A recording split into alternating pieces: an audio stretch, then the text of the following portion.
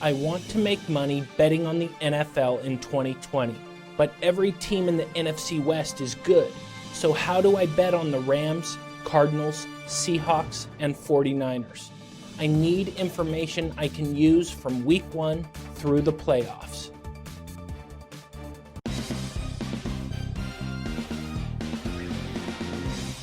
Welcome back to aosportspicks TV. I'm Alpha Omega.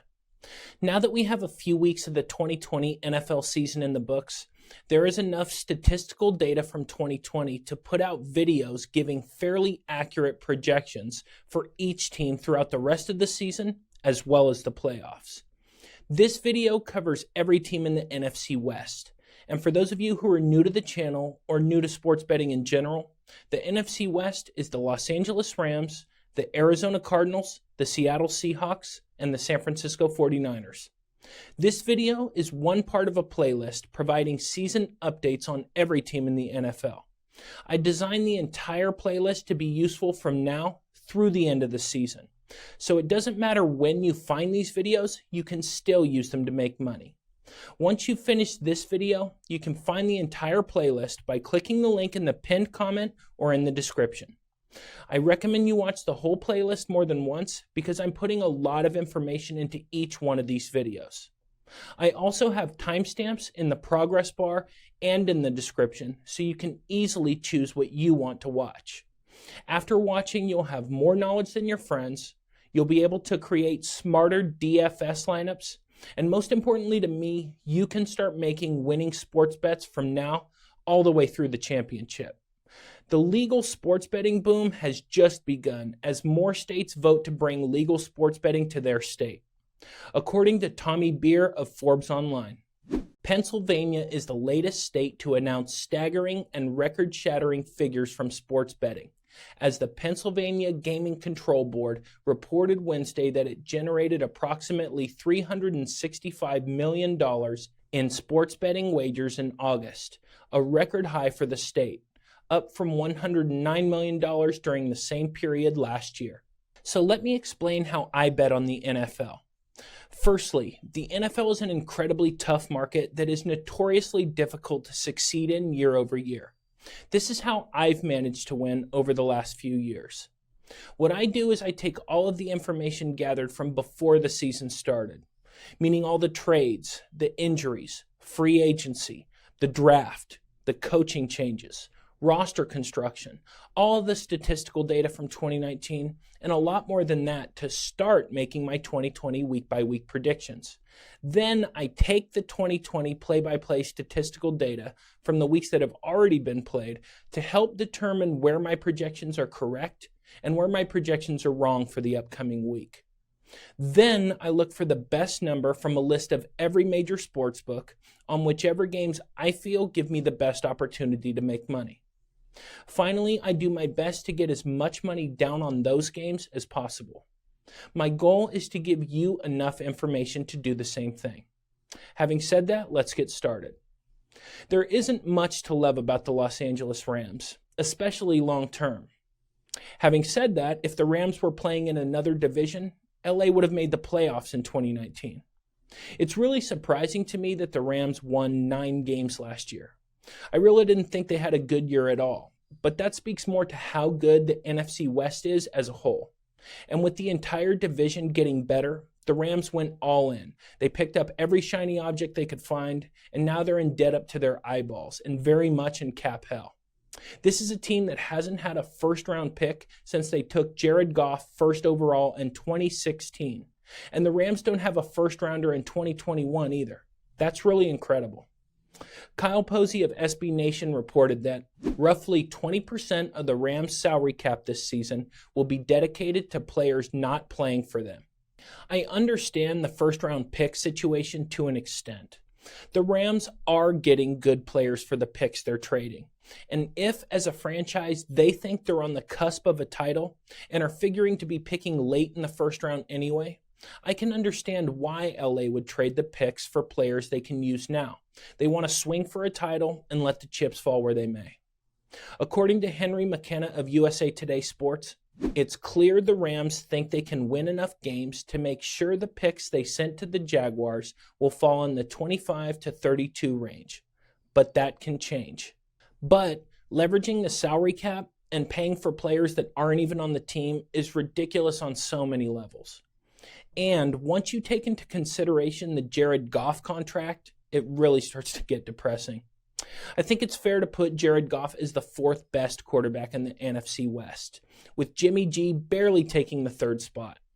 The Rams are pretty much pot committed with Goff at this point. It's crazy because they're pot committed with just so many players. This is another example of the sunk cost fallacy. As you move through this playlist, you'll hear me mention the sunk cost fallacy a few times, so let's quickly go over it. According to Arks and Bloomer, individuals commit the sunk cost fallacy when they continue a behavior or endeavor as a result of previously invested resources, whether it be time, money, or effort. Said another way, the sunk cost fallacy refers to a tendency for people to irrationally follow through on an activity that is not meeting their expectations because of the time and or money they have already invested. How many times have you seen a franchise stick with a player, particularly a quarterback, year after year, expecting him to eventually become the franchise player they thought they were getting when they drafted him? It happens all the time. In the LA Rams case, the team went to the championship game, and Jared Goff was the quarterback for that team. And for some reason, McVay decided that he had spent so much time developing Goff to run his offense that it wasn't worth it to him to start over. Big mistake. And unlike teams like the Kansas City Chiefs, who are paying Patrick Mahomes nearly $500 million, and in salary cap terms are top-heavy because of it, it's not nearly as fun to be top-heavy because of Jared Goff. Gurley is also eating something like $17 million this year. Brandon Cooks, too. A big part of their cap hit is Goff, Gurley, and Cooks, and only one of those players is on the Rams, and he's the worst quarterback in the NFC West.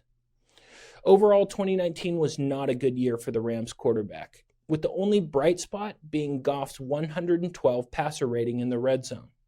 Now that makes sense because the short field plays into Goff's strengths. He's good when he's not waiting for long developing plays and getting pressured because of it. His bread and butter is a nice 10 to 15 yard post or slant route, which fits perfectly with the short field. From Nora Princiotti at The Ringer.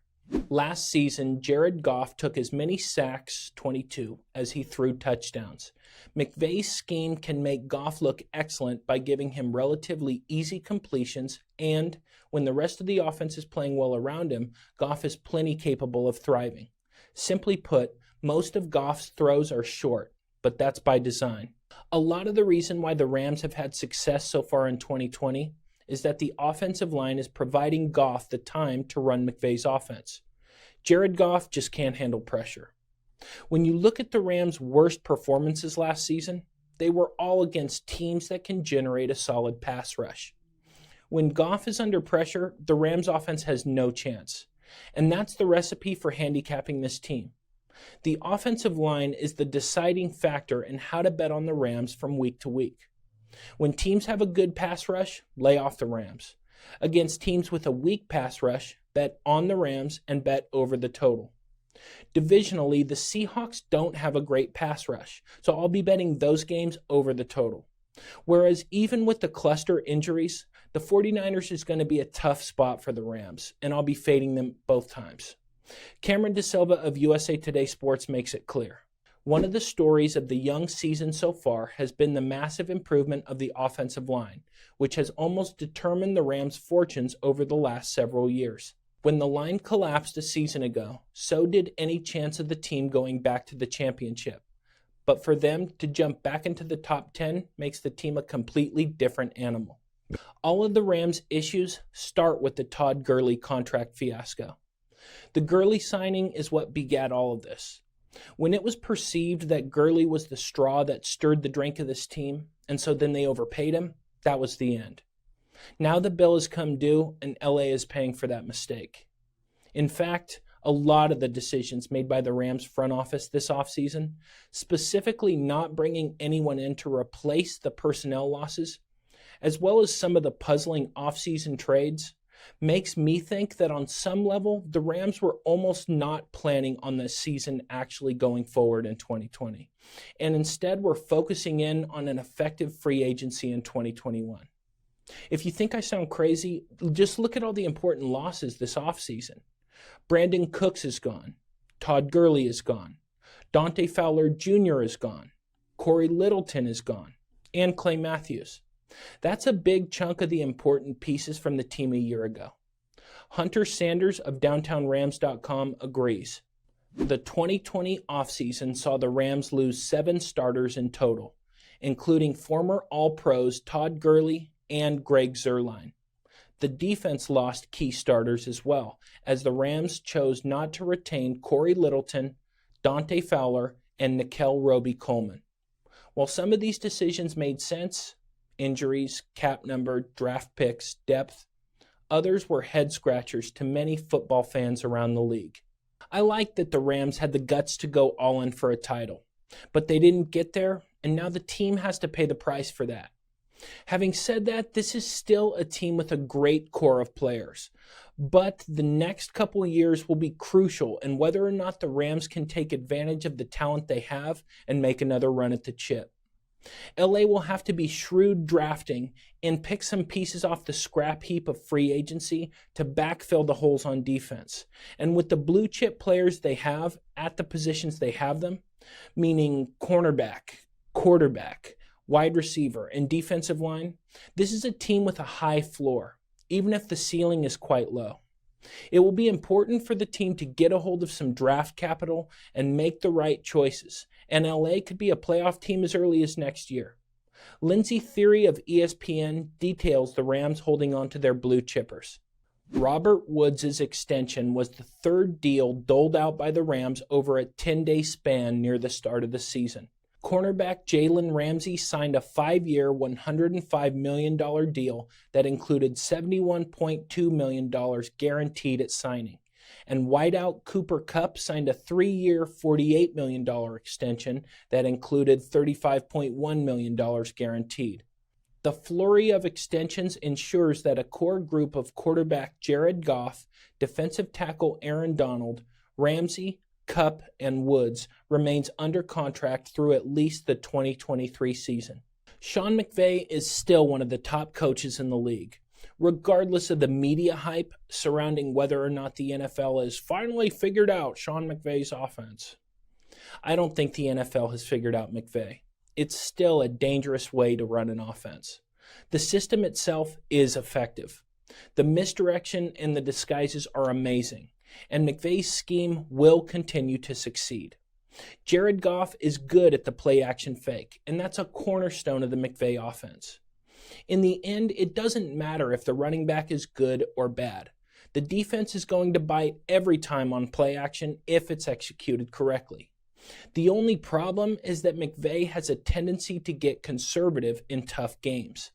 Even during the Rams' championship run, when LA had the most effective offense in the NFL, McVay made poor decisions of when to go for it versus a field goal or a punt. And if he had a bit more aggression or analytical help, McVay would be even better than he already is. If there is any legitimate criticism of Sean McVay, it's the lack of aggression. Dan Pizzuta at Sharp Football Analysis points out McVay's lack of aggression. In 2018, the Rams faced 18 fourth downs with 3 or fewer yards to go on the opponent's side of the field. The Rams only went for it on 4 of those plays, and that was the lowest in the league. In the NFC Championship game against the New Orleans Saints, the Rams faced a 4th and 1 at the New Orleans 1, down 20-17 with 5.5 minutes left. McVay sent the field goal unit on. This carried over to the championship against the Patriots. The Rams faced a 4th and 3 from the New England 42. Instead of running a play, the Rams sent the punt team on. That's not even mentioning McVay being in Goff's ear all the time, literally diagnosing the defense and telling Goff what to do because the Rams' blue chip starting NFL quarterback has no idea how to read a defense. If you notice that the Rams get up to the line quickly, that's why they do it. The NFL cuts communication between quarterback and coach with about 15 seconds or so left on the play clock, and by getting up to the line quickly, McVay can read the defense for his quarterback and change the play if necessary. Expect to see even more of that throughout the season, with no crowd and therefore no crowd noise. Mark Bullock of the Washington Post first noticed the tactic. The Rams' offense strives to get to the line of scrimmage very quickly. This forces the defense to line up equally fast, lest they risk giving up easy yardage. So the defense typically shows their hand well before the 15-second communication cutoff, affording McVay time to relay in pre-snap reads and audibles to Goff. For my final thoughts on the Rams, let's take a look at the schedule. The Rams' schedule is hard insomuch as they're in such a tough division, where every team is good. Otherwise, it's not so bad. The Rams already beat the Cowboys and destroyed the Eagles, and barely lost to the Bills on a weird pass interference call. So from here on, when the Rams aren't playing a division foe, LA should be favored by more than a field goal, with the notable exceptions of the Buccaneers and the Patriots, as well as victories against the Bears and super low-quality teams like the Giants and the Washington football team. Then with the losses to the Niners and the horrendous loss to a Dolphins team they should have beaten handily, the Rams have been all over the place. And entering the bye week is a good thing. And the game in Week 10 against Seattle will probably decide how the rest of the season goes. One betting note. Focus on betting the over-under on this team throughout the season, focusing on the high-profile matchups and opponents with a decent pass rush. Also, take the under on Goff's player props against any team with an above-average pass rush. Moving to the next rung on the NFC West ladder, let's talk about the Arizona Cardinals. This is a team that had the number 1 overall pick just 1 year ago, having already drafted Josh Rosen in the top 10 in 2018 to be the future of the franchise. The Cardinals reversed course after one season, brought in coach Kliff Kingsbury, and then decided to take Kyler Murray number 1 overall because he clearly had a higher ceiling as a football player than Josh Rosen. Kingsbury installed Kyler as the starter and shipped Rosen off to Miami, never to be seen again. That was a gutsy decision, and also the right one. I never liked Rosen. Even in college at UCLA, good riddance. So, Murray gets drafted, and throughout 2019, while showing some typical rookie moments, Kyler also put some spectacular plays on film and flashed some serious brilliance at times during a rough opening stretch of the season. As the 2019 season progressed, things started to finally click for this team, and you can almost pinpoint the moment the season began to turn around in Arizona. The Thursday night football game against the 49ers, who were undefeated at that point, and Arizona was somewhere around a 10-point dog, that was the first time I felt that the Cardinals really showed what they were capable of, hanging around the entire game and only losing by a field goal. I remember having a ticket on Arizona in that game, but more than that, I remember walking away really impressed with Kyler Murray and the future of the Cardinals. Siravan Ganavarapu of Fansided talks about the Cardinals in 2020. In a 2020 NFL season that is full of the unexpected, leave it to the Arizona Cardinals to jump out to a hot start and surprise everyone. Quarterback Kyler Murray has defied all doubts about his game and ability since he was drafted number 1 overall. The Cardinals are fun to watch and look like they are only going to get better under Kingsbury, provided they continue the right path of drafting well and playing well. Kliff Kingsbury is pretty clearly behind Shanahan and McVay on the coaching ladder, but I like what he's doing schematically. In Kingsbury's first season coaching in the NFL, it took a while for the offense to get going, especially in a system relying heavily on 4 receiver sets, when in 2019 the Cardinals didn't really have wide receivers capable of running Kingsbury's system properly. The Cardinals, of course, addressed some of those receiver issues in the offseason with the acquisition of DeAndre Hopkins. Generally, when people think of the air raid offense, the thought is of players running down the field and throwing it deep on every play. But actually, you run it a lot, and the air raid opens up huge lanes for a running quarterback, which is a big reason why Kingsbury wanted Murray to run the system. according to Kevin Zimmerman of 98.7 Arizona Sports.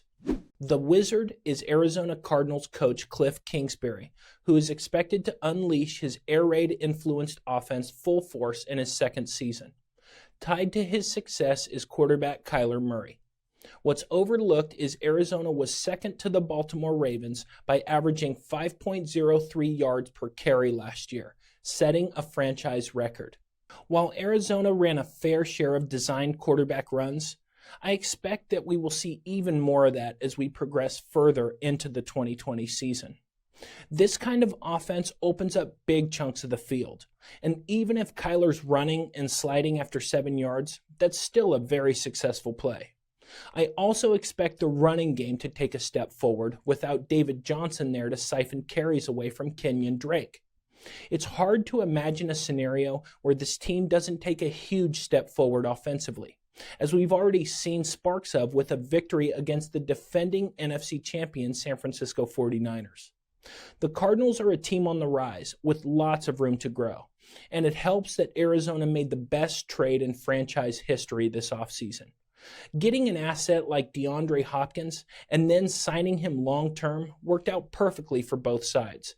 Joel Corey at CBS Sports reports, Arizona Cardinals wide receiver DeAndre Hopkins on Tuesday signed a 2-year contract extension worth $54.5 million, reports NFL Network's Ian Rappaport, making the wideout the highest paid non-quarterback in NFL history.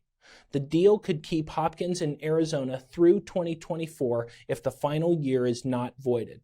The offense is taking meaningful steps forward, but the other side of the ball is going to decide whether or not this team wins games. The defense is a huge question mark and has been at the bottom of the league for a few years now. Vance Joseph took over as defensive coordinator in 2019, and in many of their games, the Arizona defense was exposed. On average, the Cardinals were giving up nearly 30 points per game, and their schedule wasn't even that hard. Arizona has one pass rusher in Chandler Jones who is really good, but he's out for the rest of the year with a torn bicep. And then a bunch of no-names, with maybe the only other big-name player being Patrick Peterson, and he's borderline washed up at this point.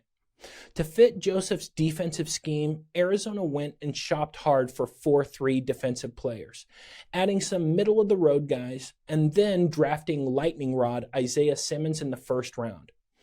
I don't think Vance Joseph is a great coordinator, and it's showing up in the use or the lack of use of Isaiah Simmons. According to Corey Kinnan at Fansided, coming out of college, there may not have been a more exciting player to watch than Clemson defensive weapon Isaiah Simmons. Now, through 3 games of his professional career, the question must be asked, where is Simmons?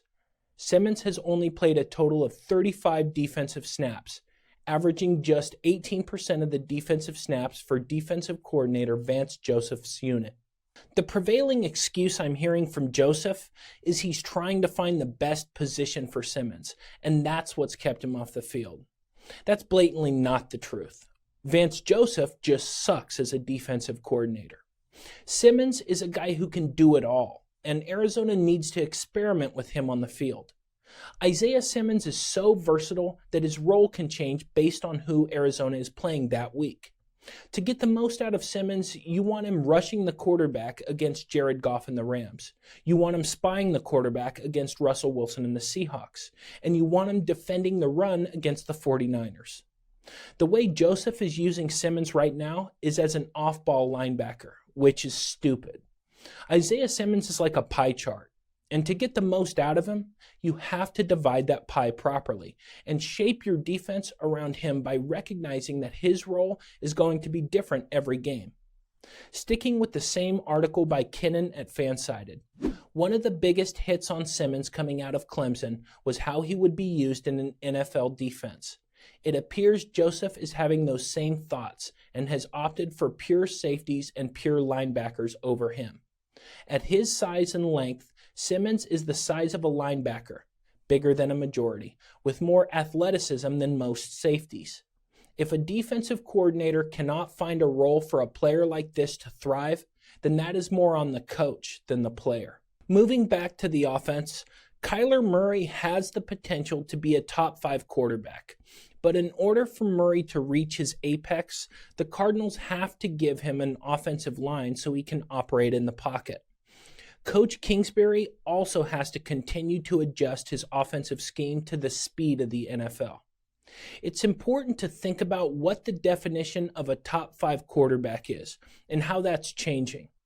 For instance, you'll never see Lamar Jackson throw for 5,000 yards, but he doesn't need to do that to be a top 5 quarterback. The same is true for Murray. Kyler may not beat you with a 350-yard game, but this is a guy who can demoralize your defense in a hurry. In that type of offense, spreading the field with the design quarterback runs, he can be devastating if the Cardinals get him the protection he needs, and probably one more wide receiver as well. The ceiling for this team is high, but I think this project is still 1 year away from being a really dangerous team. From Steve Palazzolo at PFF.com. Arizona's offensive line ranked as the worst unit in the league in 2018 and just outside the bottom 10 in 2019. Ranking 21st headed into 2020, if this unit can take another step forward, it may be all the Cardinals need if Murray and the playmakers continue to develop. My final thoughts on the Cardinals.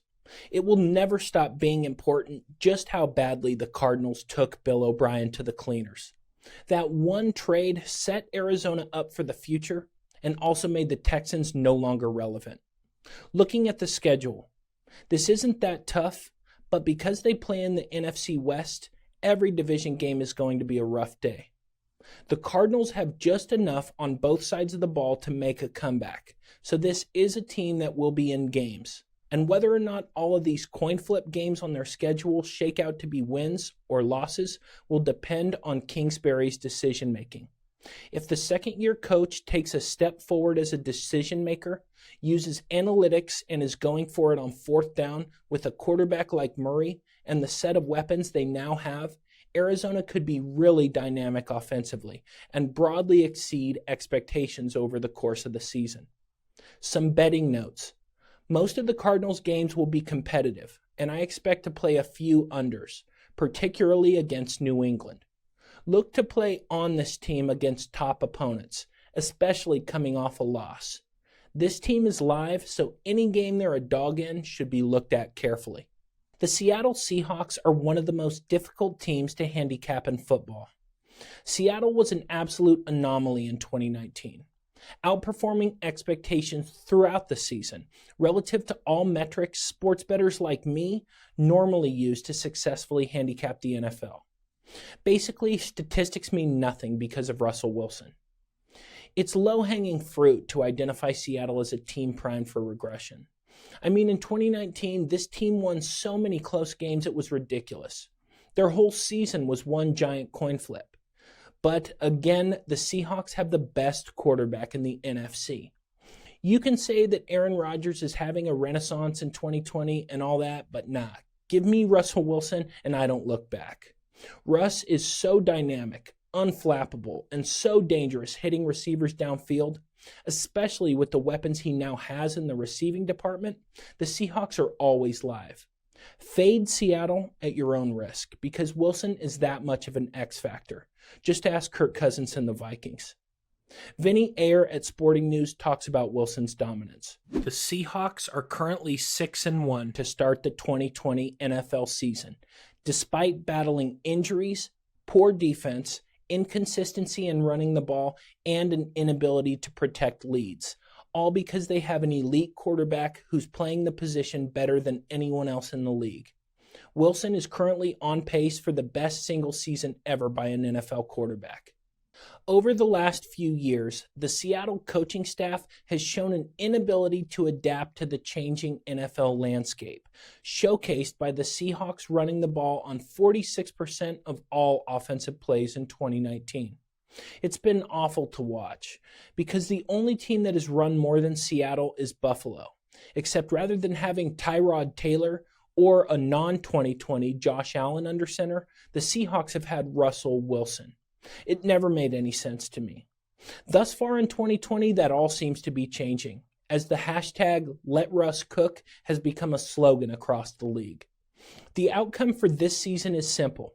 If Seattle continues to let Russell Wilson air it out, the Seahawks can go all the way. They have enough pieces offensively to do so.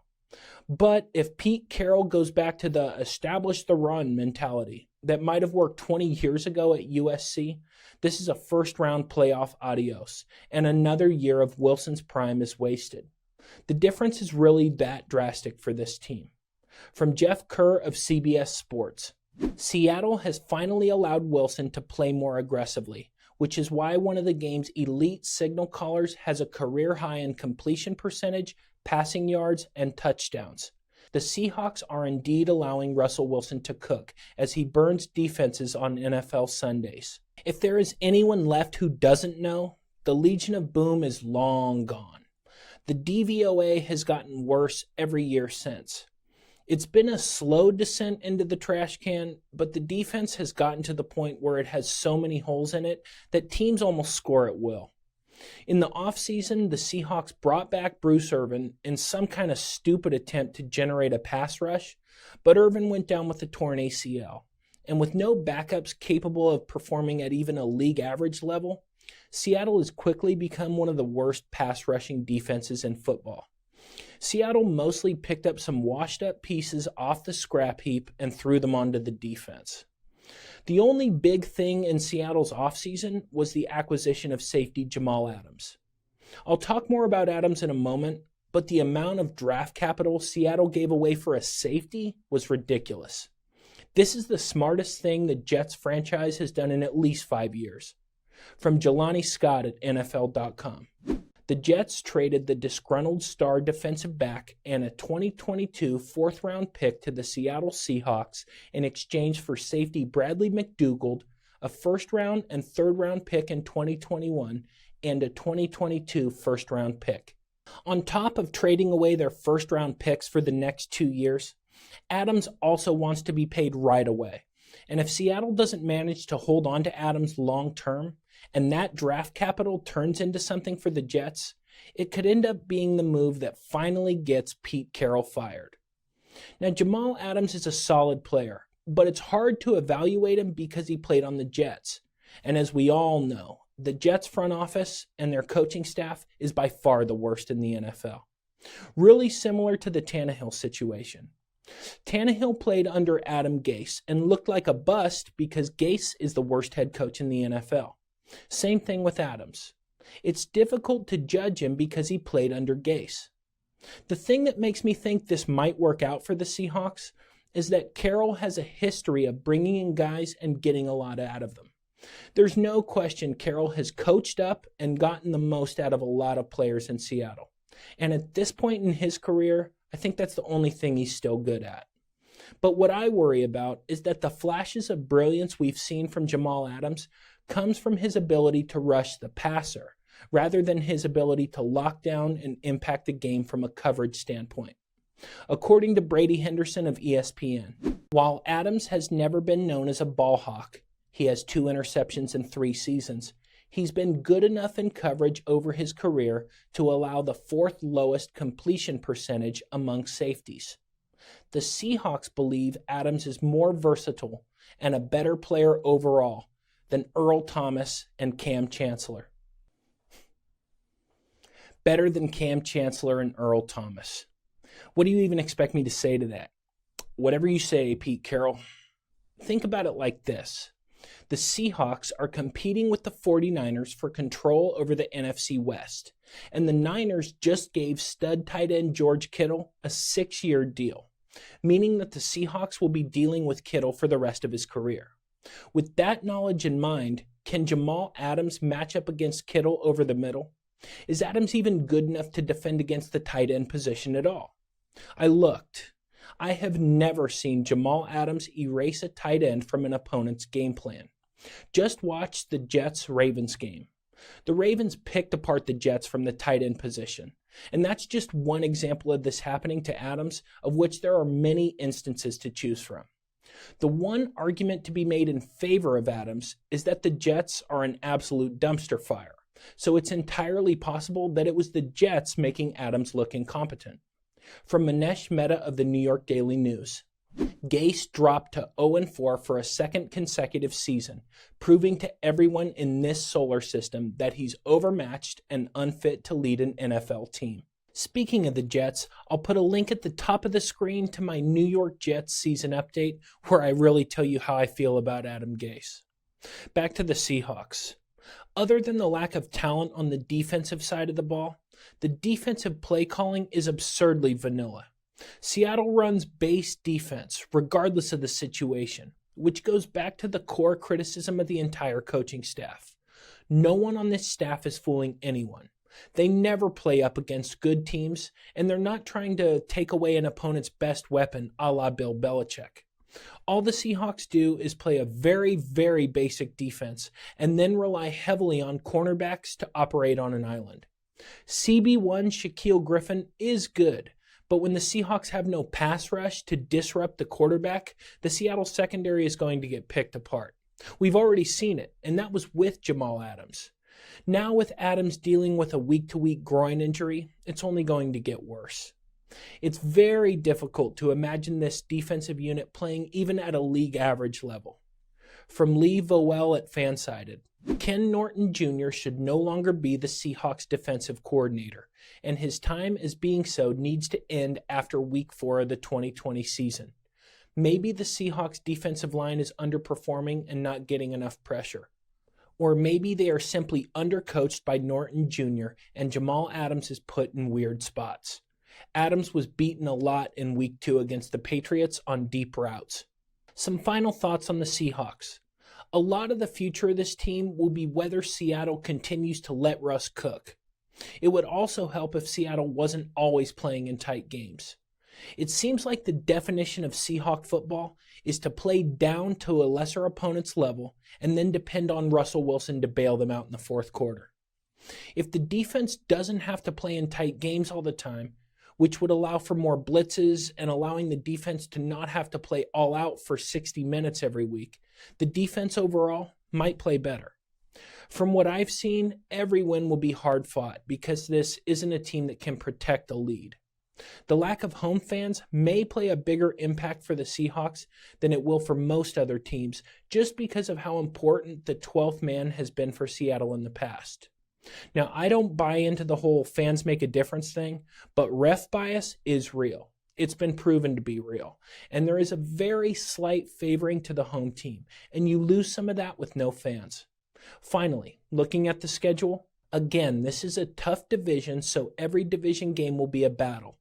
Other than that, some tough games against Minnesota and Buffalo, but this is a 9-11 win team and a championship contender. A couple betting notes. I'm going to say it again. If you decide to bet against the Seahawks, you do so at your own peril. Also, look to live bet this team, especially second half spreads when Seattle is losing. We've reached the last team in the NFC West, and the preseason favorite to win the division, San Francisco 49ers. The 49ers are no longer the favorites to win the West because of the brutal run of injuries suffered since before the season even began, as well as the possible regression of Jimmy G. From Brian DeArdo of CBS Sports, along with the challenge of playing in arguably the NFL's hardest division, San Francisco also continues to deal with an alarming number of injuries that now includes quarterback Jimmy Garoppolo and tight end George Kittle. Garoppolo is expected to miss at least 6 weeks with a high ankle injury, while Kittle is slated to miss at least 8 weeks after suffering a foot fracture during this past Sunday's loss to the Seahawks. I'm going to say something that no one else seems ready to admit to. The 49ers are done for in 2020. Now that doesn't mean the team won't play well, but any championship hopes are gone. NBC Sport Boston Tom Curran reported, Shanahan liked his quarterback, but had some reservations about Garoppolo's ceiling and overall decision-making. I understand his concerns about Jimmy G, and I don't ever expect Garoppolo to ever rise above 12th best quarterback in the league at best. Setting aside Jimmy G, let's talk about how good of a coach Kyle Shanahan is. Shanahan is not a great coach because of his offensive scheme, his use of pre-snap motion, or his innovative and unexpected play calls. Kyle Shanahan is a great coach because he's open-minded enough to learn from his mistakes and adjust his coaching based on what succeeds and what doesn't. You might think, so what? But most coaches in the NFL are not able to do that. One area where Shanahan can improve is becoming more aggressive. According to Football Outsiders introduced the concept of the aggressiveness index. The goal was to find a way to rank coaches based on their tendencies on fourth downs in a manner that was easy to understand, but accounted for the different rates at which the average coach will choose to go for it in different situations. Shanahan ranks 28th on Football Outsiders' aggressiveness index. Some may find that surprising, but the lack of aggressiveness gets hidden when you're coaching such a good team. A team like the 49ers that has such a high success rate, they just don't get in that many fourth down situations. If Kyle Shanahan becomes more aggressive, then the sky is the limit for him as a coach. To prove my point, if Shanahan was more aggressive in the championship game, the 49ers win. Shanahan miscalculated how many points the team needed to score to win the game. The way the 49ers conducted their final drive at the end of the first half, their drives in the third quarter, and the beginning of the fourth were all terrible. Shanahan stupidly backed Garoppolo into a corner where he needed to pass to win the game after Shanahan hadn't asked Jimmy G to do hardly anything other than hand the ball off for 5 weeks. You hear the media and casual fans talk about how Jimmy G can't make the throws. He's not as good as Mahomes. But those narratives completely sidestep the fact that San Francisco ran a vanilla offense all the way through the NFC playoffs. Shanahan didn't ask Jimmy G to do anything in those games.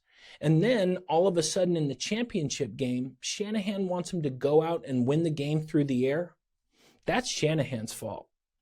If the 49ers can get the score up to 31-10 rather than 20-10, then at that point you can let your pass rush get after it, and that gives you a much better chance of winning the title. Seriously, looking back, in what world did Shanahan think that 20 points was going to be enough to beat the Kansas City Chiefs? Shanahan squandered an opportunity to get a touchdown before halftime, and San Francisco was getting the ball in the second half. Now let's count them. That's 2 blown championship leads that Shanahan has to live with. And if he can't learn from this one, then he's not going to learn at all. But I still love him as a coach, and I still think he's top 5 in the league. From Nolan Dalla at onlinegambling.com. Once again, San Francisco 49ers head coach Kyle Shanahan is taking heat for inexplicable play calling that resulted in another championship loss. In 2 championship game appearances in 2017 and 2020 respectively, Shanahan's offenses have been shut out in the fourth quarter, outscored in the fourth quarter and overtime of 2 championships by the combined score of 46-0. Shanahan's coaching should be scrutinized. His play calling has been disastrous. On the plus side, San Francisco was able to retain all of their coaching staff, and the team as a whole remained relatively intact. Joe Staley retired, but you replace him with Trent Williams, so one hand washes the other there. The loss of Emmanuel Sanders is tough, but the drafting of Brandon Ayuk will eventually be seen as an upgrade. Let's get rid of another media narrative, the championship hangover. The championship hangover is a real thing, but it's a real thing because these teams that lose in the championship game often overperformed and massively exceeded expectations. It has nothing to do with losing the championship. It has to do with the team having a highly successful 6-month run, and then the team usually has some regression based on the roster or other factors. In the 49ers case, the championship hangover is based on health rather than the team overperforming last year. Like we talked about earlier, if anything, the 49ers underperformed with 13 wins. Another media narrative is that the loss of DeForest Buckner will change the defense. That's also not true. The Niners drafted Javon Kinlaw, an absolute massive human being who can absorb a double team better than Buckner can. And because of that, the Niners won't be as susceptible to runs up the gut that take away from the edge rushing strengths of the team. Buckner is taller and lighter, but Kinlaw is stockier and bigger. and just a better fit for the defensive scheme. Now, John Lynch won't get as much credit as Kingsbury did for dumping Rosen, but Lynch recognized that the 49ers defensive system was better served with a player like Javon Kinlaw, and made the decision to trade an excellent player like Buckner and move forward. Rich Madrid from Niner Nation proves my point. One of the rookies that stood out against the Giants was defensive lineman Javon Kinlaw. Kinlaw has been nothing short of stellar, and even though he doesn't always wind up in the stat column, his play has been having an impact on the defense's interior. It gives defensive coordinator Robert Saleh some much-needed versatility that he can use to manufacture pressure. His talent will be vital down the stretch to maintain a high level of play in the absence of key players. Some final thoughts on the 49ers. Looking at the schedule, the same story with all NFC West teams. Every division game is going to be tough, but the 49ers have the toughest schedule of all NFC West teams with matchups against New England, Green Bay, New Orleans, and Buffalo. With Jimmy G and George Kittle now most likely out for the year, San Francisco's goose is cooked. However, the betting marketplace is going to overreact to the loss of all these contributors, so if you pay close attention to opening lines, you may be able to get down on the 49ers with a big number. Otherwise, this is a team you have no choice but to stay away from at this point. If you've listened to the information I've given you throughout the video, you now know how to bet on the NFC West from Week 1 through the playoffs. You also know how to attack the NFL betting market in 2020, and you know how to pick the right spots to make money on each team. I definitely want to know what you think about my projections for these teams. It's important to me to know if my content is helping you, and whether you think I'm totally crazy and you completely disagree with me, or I gave you some good information that helped you win some bets, let me know in the comments. I'll make sure and respond. Also, consider heading over to my website, aosportspicks.com, and sign up for a sports betting package where you can get my picks each week. Finally, make sure and subscribe to this channel, hit the like button, and click the notification bell so you get notified whenever I release a new video. Doing that really helps the channel grow and get placed higher in the YouTube search results. Once again, I'm Alpha Omega. See you next time.